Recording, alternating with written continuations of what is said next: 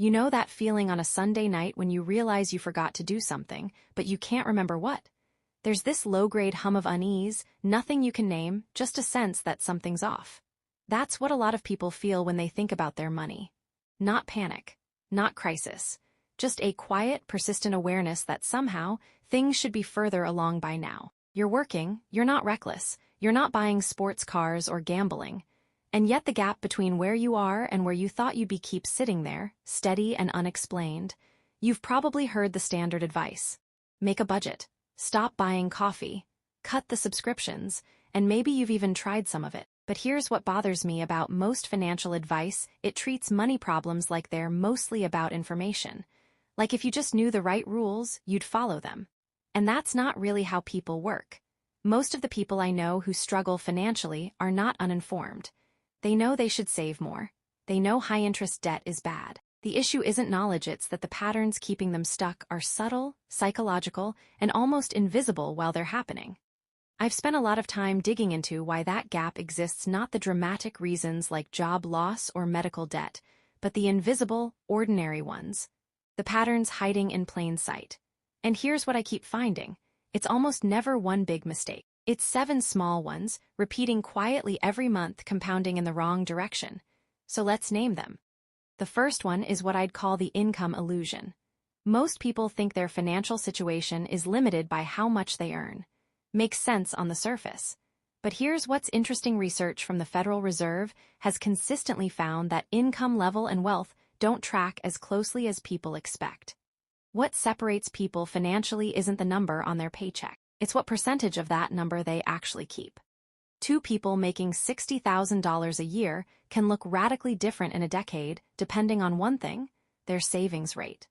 A 15% savings rate over 10 years at an 8% return on $3,500 annually gets you to around $55,000 saved. A 5% savings rate on the same income, about $18,000. Same job, same salary, completely different outcome. The fix isn't earning more, it's deciding right now what percentage of what you already earn is yours to keep. Even bumping that rate by 3% this week changes the decade.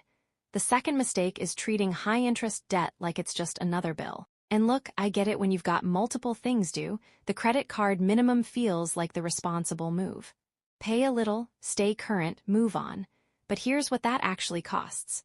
The average credit card interest rate right now is sitting above 20%. Think about that in reverse. If you owed $5,000 at 20% interest, you're effectively losing $1,000 a year just to stand still. That's not a bill. That's a leak in the hull. I think of it like this. Paying down high-interest debt is the only guaranteed 20% return available to you anywhere.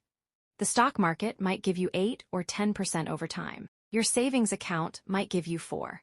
But eliminating a debt charging 20% is a better return than almost any investment you'll find. The fix is simple but uncomfortable.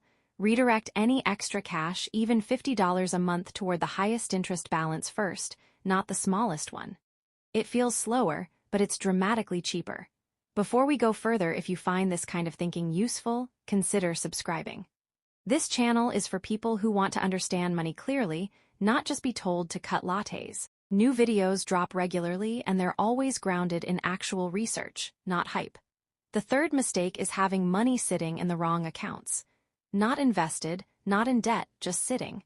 In a regular checking account maybe, or a savings account earning close to nothing. Here's the thing: inflation right now has been running hot enough that money sitting in a zero-interest account loses real purchasing power every single year. It's not safe. It's slowly shrinking. A lot of people don't realize that high-yield savings accounts and money market accounts have been offering 4 and even 5% annually on cash that stays completely liquid. That's not a risk. That's just choosing the better shelf to put your money on.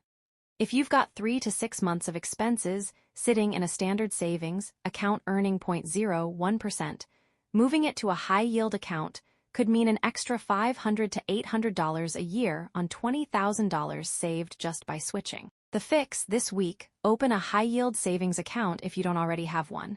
15 minutes, real return. The fourth mistake is what behavioral economists call lifestyle creep, and it's one of the most insidious patterns in personal finance because it feels like success. You get a raise. You upgrade the apartment. You go from cooking most nights to ordering out most nights. You swap the old car for a newer one. None of those decisions feel big in the moment. Each one feels earned, honestly. And in isolation, they are reasonable. But together, they silently absorb every income increase you ever get, and they do it so gradually that most people never notice it happening. Studies tracking household spending consistently find that consumption rises to match income almost automatically. There's actually a term for it in economics, the hedonic treadmill. The idea is that as our circumstances improve, our expectations adjust upward to match them, and we end up feeling roughly the same as before, just at a higher price point. The math here is brutal. Imagine someone who earns $50,000 and saves 10% $5,000 a year. They get a raise to $65,000. If lifestyle expands to match, their savings rate actually stays the same dollar amount while their potential skyrockets.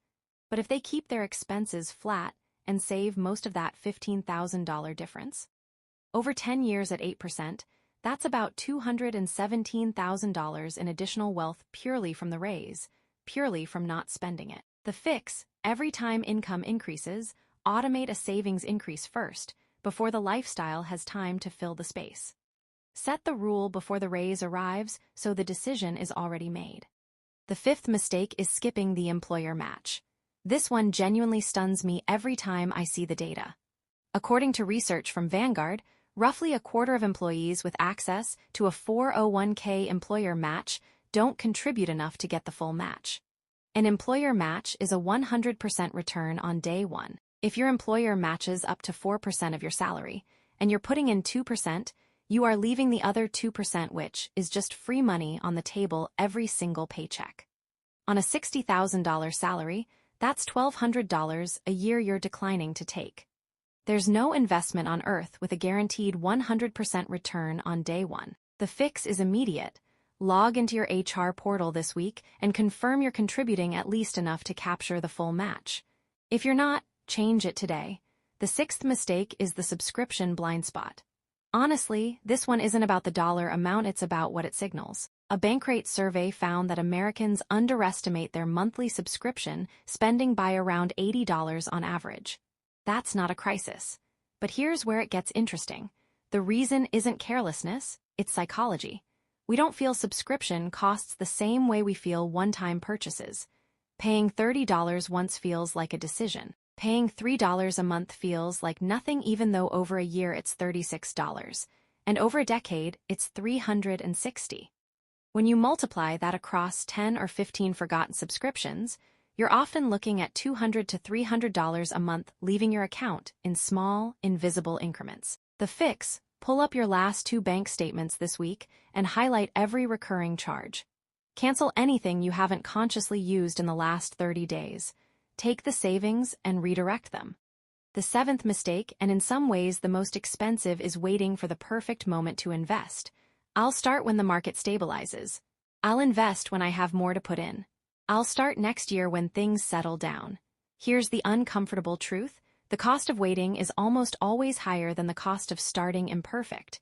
2 people, same income. Person A starts investing $200 a month at 25. Person B waits until 35. Both earn 8% annually. At 65, Person A has around $700,000. Person B has around $320,000. That's $380,000 gone, not because of bad investments, but because of 10 years of waiting. The market doesn't need to be perfect. Your amount doesn't need to be impressive. The only thing that matters is that the clock is running. The fix: open or fund an investment account this week. Even $50. The amount is almost irrelevant. Starting is everything. Before we wrap up, let me know in the comments which of these hits closest to home for you. I'm genuinely curious. Here's what I want to leave you with. None of these are character flaws.